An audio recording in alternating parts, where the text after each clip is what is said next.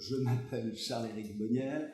Il y a maintenant 7 ans, peut-être même 8 ans d'ailleurs, que j'ai la chance de travailler pour l'IGF. Alors c'est bien sûr, pour être bien précis d'ailleurs, dans le cadre du cursus DCG. Alors personnellement, j'interviens sur 2 matières qui correspondent du reste à 2 étapes un peu différentes dans le cursus. La première matière, donc, c'est le management, et la deuxième matière, c'est économie.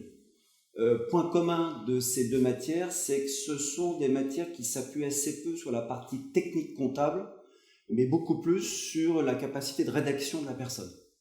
Donc ça, c'est à la fois une des particularités, une des difficultés sans doute de ces 2 matières. Alors que ce soit en management ou en économie, la méthode d'animation en fait est à peu près la même.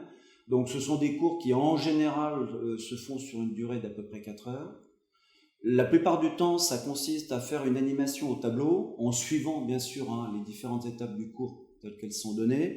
On s'appuie également sur un PowerPoint.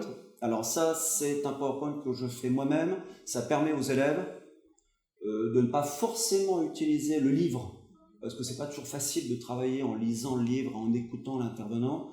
Donc ça permet de regarder un PowerPoint et d'utiliser le PowerPoint comme un support d'information. On essaie aussi de faire des cas pratiques. Alors le mot cas pratique, comme c'est pas une matière technique, que ce soit l'économie ou le management, les cas pratiques, ça consiste essentiellement à faire des essais de rédaction en cours, donc en séance.